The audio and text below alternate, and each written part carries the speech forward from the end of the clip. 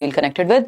आज बात करेंगे बिहार के बारे में, यानी बिहार लोक सेवा आयोग बीपीएससी जो एग्जाम लेने वाला है टीचर्स के लिए। शायद इससे बड़ा नंबर हमने देश में एक साथ देखा हो कि 1,70,461 वैकेंसी या 861 जितनी भी हैं वो उतनी वैकेंसी, मतलब 1,70,000 लगभग 2 लाख के आसपास वैकेंसीज हैं, जिसमें तीनों ही लेवल के लिए अगर हम देख पा रहे हैं कि 1 to 5 भी है, आपका 9 to 10 भी है, फिर 11 12 है, यानी कि प्राथमिक है, उच्च माध्यमिक है, माध्यमिक है। तो समझते हैं कहानी है क्या क्या एलिजिबिलिटी रहेगी। इन्होंने कुछ चीजें इफ एंड बट्स लगाए हैं। बीएड वाले एलिजिबल हैं नहीं, एमएड वाले एलिजिबल हैं कि नहीं, अदर स्टेट्स तो होते ही नहीं है। बिहार का जो ये एग्जाम है इसमें आपको जो परमानेंट रेजिडेंट हैं आप वहां के, यानी डोमिसाइल जो है आपका वो बिहार का होना चाहिए। बाहर के स्टेट्स जो है, अदर स्टेट्स के जो लोग हैं, अन्य राज्य, वो एलिजिबल इसमें नहीं है। और क्या एलिजिबिलिटी क्राइटेरिया है, एग्जाम पैटर्न क्या रहेगा, और भी कुछ छोटे छोटे पॉइंट्स हैं जो जरूरी हैं, इंपॉर्टेंट है। इसका बैच चल ही रहा है करियर ऐप पे, आप चाहें तो एनरोल कर सकते हैं। 1500 के आसपास उसकी फी है आई थिंक अभी भी। तो age, eligibility criteria, syllabus, exam pattern, BEd CTET appearing वाले अलाउड है नहीं है, एज क्या चाहिए, फॉर्म फिलअप, इसमें 4 स्टेप्स हैं एक फॉर्म फिलअप का, जो कि आपका स्टार्ट हो जाएगा कब से, अभी 15 जून से, ठीक है ना। तो 15 जून से आप ऑनलाइन फॉर्म अप्लाई करना शुरू कर देंगे और 12 जुलाई तक ये चीज फॉर्म्स आपके सबमिट होंगे। आप किसी नियर बाय जो कैफे हो सकता है, साइबर कैफे, या फिर आपके पास इंटरनेट या एक लैपटॉप है या कंप्यूटर है तो बहुत ही अच्छी बात है। अपनी डिटेल्स को जरूर ध्यान में रखिएगा। जो लोग अपीयरिंग में हैं, अभी मैं बताऊंगी उसमें भी कुछ थोड़ा इफ एंड बट्स हैं। जो लोग अपीयरिंग में हैं, जिनका अभी फाइनल ईयर है अपने टीचिंग ट्रेनिंग कोर्स का, तो उनको एक सेल्फ डिक्लेरेशन दे देना है वहां पे। और जो बाकी लोग हैं उनको हो सकता है कि वहां पे हो क्या सकता है, उन्होंने मेंशन भी किया हुआ है, बाकी फॉर्म्स जब ओपन होंगे तो पता लगेगा कि अपनी जो मार्कशीट है उसका स्कैन कॉपी भी ये मांग ले, है ना। तो वो भी सारे डॉक्यूमेंट्स अपने तैयार करके रख लेने हैं। इसमें लास्ट में दिए हुए हैं क्या क्या डॉक्यूमेंट्स हैं, समझेंगे। इन्होंने कल 2 नोटिस निकाले अपनी वेबसाइट पे, बीपीएससी की जो ऑफिशियल वेबसाइट है, डिस्क्रिप्शन में लिंक भी मैं आपको दे दूंगी, और जो करियरविल का कोर्स है उसका भी लिंक आपको डिस्क्रिप्शन बॉक्स में मिल जाएगा। आप करियरविल डाउनलोड कर सकते हैं, करियरविल ऐप 5 मिलियन से ज्यादा लोग डाउनलोड कर चुके हैं, तो आप वहां जाके एनरोल कर सकते हैं। टीचिंग कैटेगरी में आपको जाना पड़ेगा क्योंकि कई सारी कैटेगरीज हैं। तो करियरविल ऐप आप जैसे व्हाट्सएप डाउनलोड करते हैं अपने फोन में, वैसे ही डाउनलोड कर लेंगे और बैच में जाकर के एनरोल कर सकते हैं टीचिंग सेक्शन में। एक तो बात ये हुई, किसी भी फेक वेबसाइट से, फेक चैनल से, कोई 200 में, 500 में, 1500 का कोर्स है, उससे कम में अगर कहीं मिल रहा है, इसका मतलब समझ जाओ कुछ तो फर्जीवाड़ा है।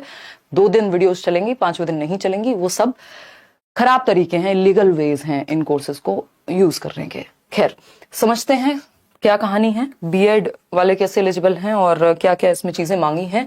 ये जो पूरी प्रक्रिया है, ये जो 1,70,461 जो टीचर्स या शिक्षक इनको चाहिए तीनों लेवल्स पे, वहां तक पहुंचने के लिए 4 लेवल्स हैं। पहले आप फॉर्म फिल कर देंगे 12 जुलाई तक, है ना। अभी 15 जून से 12 जुलाई तक फॉर्म फिलअप करेंगे, बहुत ही ध्यान से फॉर्म फिलअप करेंगे, कुछ चीजों का ध्यान रखेंगे, क्या एलिजिबिलिटी है, आप एलिजिबल हैं तो फॉर्म फिलअप करेंगे, नहीं तो नहीं। दूसरा पॉइंट है एमसीक्यू बेस्ड आपका एग्जाम होगा, यानी ऑब्जेक्टिव टाइप वस्तुनिष्ठ पेपर जो है आपका होने वाला है, जिसमें जो मुख्य रोल है जो मैं देख पा रही हूँ वो 120 नंबर का खेल है। लेवल चाहे कोई भी हो, क्योंकि 100 नंबर की लैंग्वेज है। 100 मार्क्स जो हैं आपके वो लैंग्वेज के हैं, और इसमें आपको 30% अंक दोनों भाषाओं को मिला करके लेके आने हैं। यानी जो 30 नंबर की है वो आपकी इंग्लिश जरूरी है, बाकी के 70 नंबर में जो है आपका वो हिंदी, बांग्ला या 3 भाषाओं के ऑप्शन है, उनमें से उर्दू, उन तीनों में से कोई एक चूज करेंगे। और बेसिकली ये 100 में से 30 आपके आ गए तो ये इसमें नेगेटिव मार्किंग भी नहीं है 100 नंबर वाले पेपर में। जो पेपर 1 कह लीजिए आप इसको, लैंग्वेज का पेपर है तीनों ही लेवल्स के लिए, तो इसमें आपको 30% लेके आने हैं। और जो 120 नंबर का खेल है असली, जिसमें आपको नंबर ज्यादा लेकर के आने हैं। हालांकि इसमें भी 40% जो है मिनिमम क्राइटेरिया, लेकिन 40% मिनिमम से होगा कहां जब लोग ज्यादा होंगे तो, ठीक है ना। खैर, समझते हैं कहानी है क्या, आते हैं। फिर फाइनल मेरिट बनेगी इस एमसीक्यू बेस्ड या वस्तुनिष्ठ जो एग्जाम होगा, ये 180 नंबर का, जिसको 220 नंबर जिसको हम कह रहे हैं, जिसमें 120 ये है और 100 तो बस एलिजिबिलिटी क्राइटेरिया आप मान करके चल सकते हैं, है ना। बहुत सारे पॉइंट्स हैं जो मैंने नोट डाउन किए हुए हैं, मैं आपको अभी यहाँ पे दिखा भी दूंगी, ठीक है ना। चलिए, 3 अटेम्प्ट इसमें आपको मिलने वाले हैं, और मतलब जब भी ये निकला करेंगे, लेकिन आप 3 तक तो सोचे ही मत, आप तो ये सोचिए यही फाइनल है। तो जो भी फाइनल मेरिट बनेगी उसमें अगर 2 लोगों के नंबर जो है क्लैश होते हैं, मान लीजिए सेम मार्क्स हैं 2 लोगों के, प्रिया है मान लीजिए, तो प्रिया के भी नंबर 120 हैं या 100 नंबर हैं, और किसी विनोद के भी नंबर जो हैं वो 100 हैं, तो वो किसकी एज कम है उस बेसिस पे, मतलब एज ज्यादा वाले को प्रायोरिटी दी जाती है ना। और अगर एज भी सेम है तो आपका अल्फाबेटिकली जो पी है वो पहले आता है तो उसको जॉब मिल जाएगी, विनोद को छोड़ दिया जाएगा। तो इस तरह की चीजें भी दी हुई है। इसके अलावा अगर आप बीएड किया है आपने, या आप बीएड एमएड इंटीग्रेटेड कोर्स करके जा रहे हैं प्राइमरी में, तो आपको एक ब्रिज कोर्स करना पड़ेगा, जो कि बाद की बात है। ये जॉब के टाइम की बात है, जॉब के 2 साल के अंदर करना होता है। ये सब जगह पे देश में लागू होती है ये बात। प्रवेक्षी पीरियड या फिर हम कह सकते हैं प्रोबेशन पीरियड जो है आपका इनिशियल 2 इयर्स रहेंगे। बट ये वाला पॉइंट, इस पे आपका कोई कंट्रोल नहीं है। जब आपको जॉब मिल जाए तब आप इस बारे में सोच सकते हैं। अभी आपको ऊपर के 3 के बारे में सोचना है, और सबसे ज्यादा तीनों ही इंपॉर्टेंट है। इसमें मैं ये नहीं कह सकती कि कोई एक चीज इंपॉर्टेंट है। फॉर्म ध्यान से नहीं भरेंगे तो वो भी कल को गड़बड़ होने के चांसेस हो जाएंगे, और पेपर की भी तैयारी अच्छे से करनी है ना। क्या करनी है उस पर भी आएंगे। तो स्टार्ट करते हैं, समझते हैं। अदर स्टेट्स, बिग नो नहीं, है ना। अगर आप उत्तर प्रदेश से हैं, राजस्थान से हैं, किसी भी अन्य प्रदेश से हैं बिहार के अलावा, बिहार के अगर आप परमानेंट रेजिडेंट नहीं है तो आप फॉर्म फिलअप नहीं कर सकते। एक बेसिक सी बात। अब आते हैं अपना बीएड वालों पे, या क्या क्या मुख्य चीजों पे इन्होंने बात की है। ठीक, ये जो वेबसाइट है आपकी bpsc.bis.nic.in, इसी पे आपका 15 जून से फॉर्म फिलिंग शुरू हो जाएगी। तो एक तो इन्होंने ये निकाला नोटिस, दूसरा है एक डिटेल्ड नोटिफिकेशन, जिसमें ये पूरी कहानी बताई हुई है कि कितनी कितनी वैकेंसी हैं, किस किस लेवल पे। तो जो प्राथमिक स्तर कक्षा 1 से 5 तक का, वहां पे भर भर के वैकेंसी, यानी 79,000, यानी लगभग 80,000 वैकेंसी है प्राथमिक स्तर पे, है ना। और अगर हम बात करते हैं 9वीं 10वीं के लिए तो 32,000 प्लस, और 11वीं 12वीं के लिए आई थिंक जो है 57,000। तो मतलब टोटल मिलाकर के 1,70,000 इस तरह से बनते हैं तीनों लेवल्स पे, है ना। ये 79,000 पीआरटी में। सबसे ज्यादा प्राइमरी में वैकेंसी आती है वैसे भी। तो समझते हैं कहानी है क्या। अच्छा मौका है बिहार में जो लोग पढ़ाई करते हैं, जो भी एस्पिरेंट्स हैं, है ना। समझते हैं मूल वेतन पे जाएंगे नहीं, क्योंकि ये आपके हाथ में वैसे भी नहीं है। आपको अभी नौकरी से मतलब है। मूल वेतन के समय पे मूल वेतन के बारे में सोचिएगा, ठीक है ना। चलिए समझते हैं कहानी है क्या। तो कुछ कुछ चीजें हैं इसमें, जैसे एलिजिबिलिटी की बात करते हैं। सबसे पहले अनिवार्य अर्हता जिसको हम कह रहे हैं, यानी ये तो भैया बेसिक क्वालिफिकेशन चाहिए ही चाहिए उतनी तो, ठीक है ना। कि एक तो आप बिहार के स्थायी निवासी हो, दूसरा आपका जो आपने समय समय पे जो भी आपके एलिजिबल कोर्सेज यानी एनसीटी से रिकॉग्नाइज्ड हो। ऐसा नहीं है किसी भी फर्जीवाड़े की कोई डिग्री ले ली या कुछ कहीं से कोई ऐसी यूनिवर्सिटी जो आज एग्जिस्ट ही नहीं करती। वो प्रॉपर आपकी जो है एक बोर्ड ऐसा होना चाहिए जहां से भी आपने टीचिंग ट्रेनिंग की है कि वो उसको मान्यता प्राप्त हो एक तरह से। अब पीआरटी की जब हम बात करें, यानी प्राइमरी टीचर की कक्षा 1 से 5 तक, तो इसमें इन्होंने लगभग सभी को एलिजिबल कर दिया। इन्होंने बीएड वालों को भी कहा वेलकम है भाई आपका, आप आ जाइए और बाद में आपको ब्रिज कोर्स करा देंगे। बशर्ते, मतलब यहाँ पे लगभग सभी को कह दिया आ जाओ। 50% प्लस आपका सीटेट, आपका अगर कोई भी आपने डीएलएड किया है, कोई भी कोर्स जो भी आपका इक्विवेलेंट है, बीएलएड किया है, बीएड भी किया है, इवन 50% या 45% मार्क्स जो है अगर आपके हैं बीएड के विषय में। हालांकि इन्होंने 45% कहीं मेंशन नहीं किया, सिर्फ जो है 50% की बात की है। जिन्होंने बीएड किया है उनको 50% मार्क्स जो है जरूरी है ग्रेजुएशन में। इसके अलावा जिन्होंने बीएड एमएड एकीकृत यानी इंटीग्रेटेड कोर्स किया उनको 55% मार्क्स उनके कहाँ होने चाहिए, अपनी जो भी स्नातकोत्तर यानी जो बेसिकली आपका ग्रेजुएशन और पोस्ट ग्रेजुएशन है वहां होने चाहिए। खैर ये तो हुई एक बात। समझते हैं कहानी है क्या। बाकी नॉर्मल जितने भी आपकी एलिजिबिलिटी क्राइटेरिया है उसमें 50% या 45% भी है तो भी चलेगा। तो इसमें सबसे पहले यहाँ पीआरटी का क्राइटेरिया समझ लेते हैं, इसको देख के कंफ्यूजन में जाना नहीं है। अगर हम प्राइमरी या प्राथमिक शिक्षक की बात करें कक्षा 1 से 5 तक की, जिसमें सबसे ज्यादा वैकेंसी है कुछ 79,000 के आसपास, ठीक है ना, 79,000 के आसपास। तो अगर प्लस ही है, तो अगर हम यहाँ बात कर रहे हैं तो कोई भी आपने जो भी अपना डिग्री या डिप्लोमा लिया हुआ है, डिप्लोमा प्लस आपका सीटेट पेपर 1, सीटेट पेपर 1, या फिर एसटेट जो एसटेट नहीं बीटेट, जो बिहार टेट होता है वो लेवल 1 के लिए ही होता था, बीटेट, है ना। इन दोनों में से कोई भी अगर एक आपने क्वालिफाई किया हुआ है तो बात बन जाएगी। और अगर आप अपने डिप्लोमा या डिग्री के आखिरी साल में भी हैं, मतलब ये कह रहे हैं 1 अगस्त तक आपके पेपर हो जाने चाहिए, 1 अगस्त तक, 1 अगस्त 2023 तक आपका आखिरी एग्जाम हो चुका होना चाहिए। ये आप एलिजिबल में भी अप्लाई कर पा रहे हैं, मतलब आप अपीयरिंग में भी अप्लाई कर पा रहे हैं। ये मैं पहली वैकेंसी देख रही हूँ, नहीं तो जॉब के लिए अप्लाई नहीं करने देते जब तक आपका डिग्री डिप्लोमा कंप्लीट नहीं हो जाता। तो 1 अगस्त 2023 तक अगर आपका आखिरी एग्जाम हो चुका है तो आप फॉर्म को अप्लाई मतलब फिल कर दीजिए अभी। 1 अगस्त से ही आपकी जो आयु सीमा है वो निर्धारित होगी।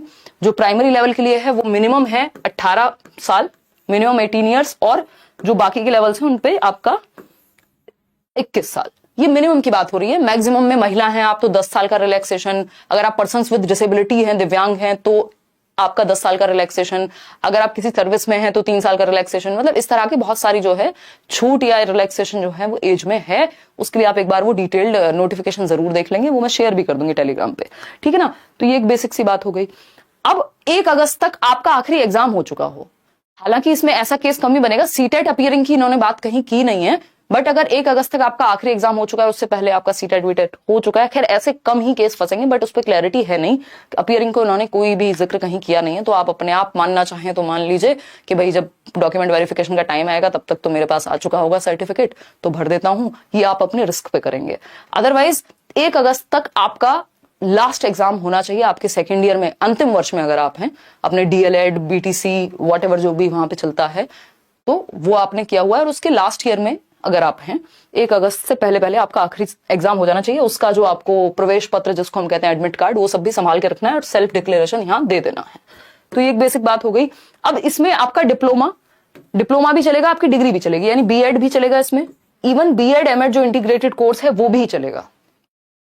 बस डिप्लोमा और जो बाकी कोर्सेज हैं बीएलएड वगैरह जो प्राइमरी के लिए होते हैं एलिजिबल, उनका 45% भी चल जाएगा, और साथ में सीटेट, और लेकिन बीएड और एमएड वालों के लिए 50 और 55% मिनिमम क्राइटेरिया इन्होंने वहां मांगा है। तो ये बात हमें ध्यान रखनी है कि लगभग प्राइमरी में सभी को एलिजिबल कर दिया है।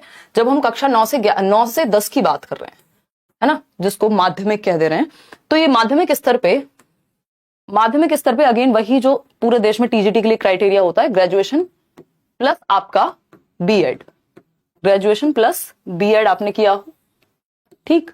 और जो आपका एस्टेट है, एस्टेट किसके लिए होता है, पेपर 2 बेसिकली, और दूसरा आपका बस सीटेट की इन्होंने इसमें कोई जिक्र नहीं किया, इन्होंने कहा एस्टेट किया हुआ होना चाहिए। तो मुझे लगता है कि अंडरस्टूड है कि सीटेट को मान लेना चाहिए, बट इन्होंने कहीं कहा नहीं है, तो हम यही मान के चलेंगे अभी के लिए, ठीक।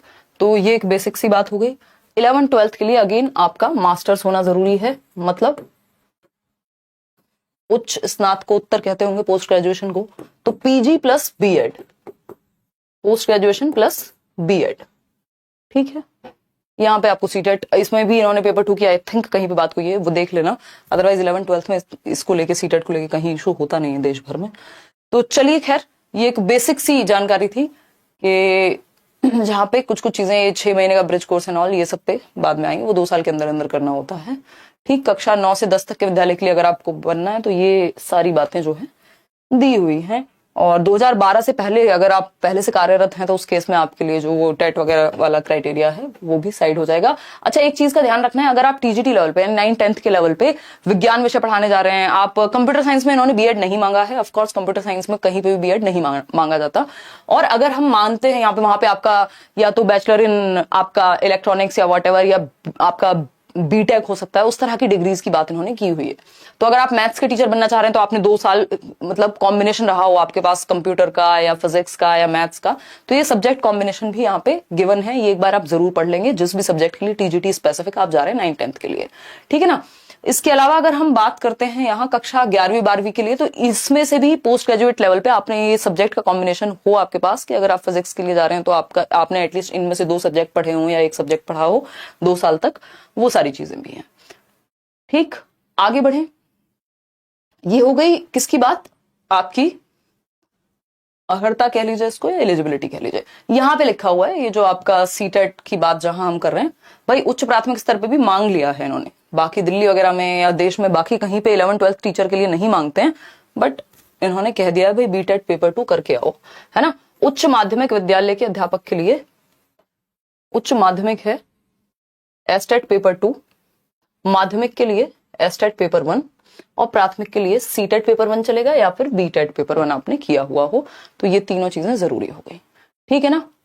क्लियर है, कोई दिक्कत नहीं इस बात को समझने में, ठीक है। अपने ये इन्होंने वही बताया हुआ कि अगर आप अंतिम वर्ष में यानी सेकेंड ईयर में हैं अपने, और 31 अगस्त तक आपका फाइनल पेपर हो चुका होगा, तो उस केस में आपको सेल्फ डिक्लेरेशन दे देना है फॉर्म में, और जिनका पहले से कंप्लीट है डिग्री डिप्लोमा, उनको यहाँ पे छाया प्रति यानी फोटो कॉपी, या फिर अगर हम ऑनलाइन फॉर्म भरने की बात करें तो आपका स्कैन्ड कॉपी आपके डॉक्यूमेंट्स की लगेगी, ठीक है ना।